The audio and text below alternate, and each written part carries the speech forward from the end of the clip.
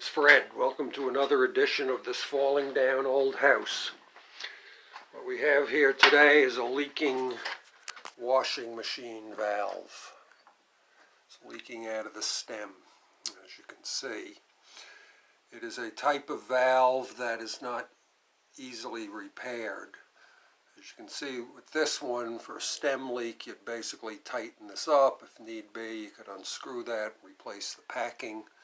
This one doesn't have a packing nut. You'd have to take this off in order to rebuild it, and they don't come off very easily. So what we're going to do is replace it with a shark bite fitting, which involves cutting this off, slipping that on, screwing it down. However, in order to get the cutter in, I have to disconnect these pipes from here, remove this so I can get the pipe cutter on there. Let's see how it'll work out. Oh yeah, of course I have to shut the water off too. See, this pipe is quite close to the wall. If I were to attempt to use this, it obviously wouldn't work. So when you're working in close quarters, you need a low profile cutter. The thing about using the push-on fittings is you don't have to worry about the pipe being totally dry as you would if you were going to solder a new fitting on there. It has to be completely dry, or the water will prevent the pipe from absorbing sufficient heat to melt the solder. Thing to bear in mind as we proceed to cut the pipe is approximately 1 inch of pipe will be seeded into the new fitting. And so we have to cut that pipe to allow for that, so that this ultimately can be screwed back to the wall.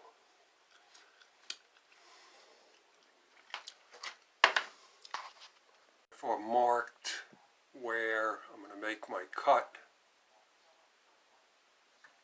Now to proceed to take off that wooden support block. Okay, if you've never used one of these for cutting copper pipe, you can see the little wheel there. That's the cutting blade. It goes on there like this, and then by tightening the knob, you put some pressure on, not too much, you don't want to bend the pipe, and then you rotate it 360 degrees multiple times as you gently turn the knob, maintaining pressure.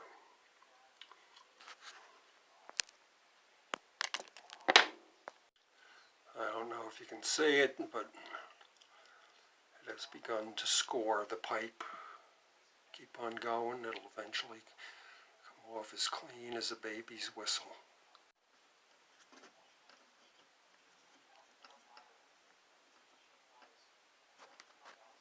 And just keep going. Right, it's off. The next thing to do is use this pointy thing on the end of a standard cutter to ream out the ridge that built up inside the pipe. You don't have to do it too much, just want to get rid of that ridge. Then we'll take a piece of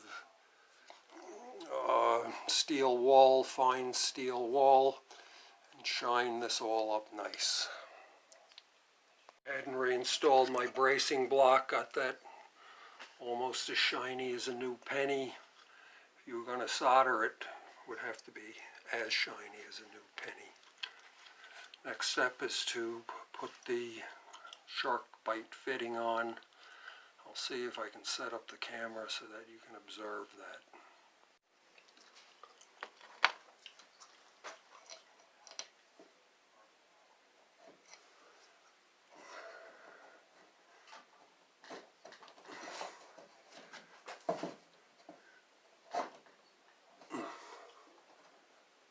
Feel seated.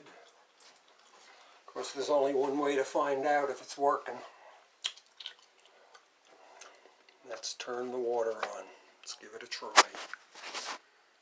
Okay, it's on. Takes a little bit more force to push it on there than you think it might. The water's back on. I don't see any leaks, but there may be air trapped in there. So I got a temporary hose here.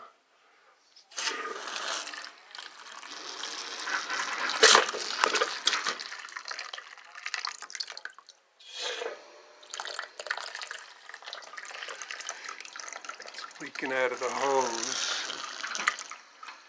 The air out.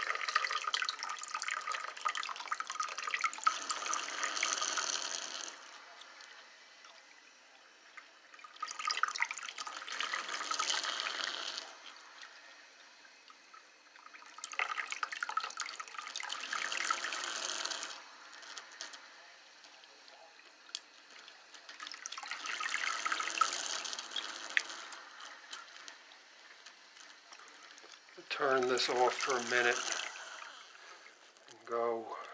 Okay, I've opened up a few of the other taps in the house to get the air out. That leak is from the hose. Let's take that hose off. Alright, as you can see, it's not leaking. I'm not going to open it up because it'll squirt all over my phone and ruin it. I gotta put 2 screws back in there to hold it secure.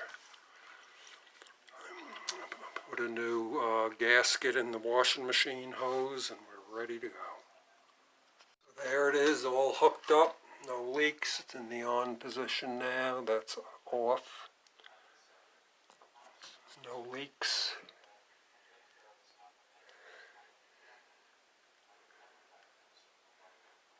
Freddie the J with your falling down house today. Thanks for watching.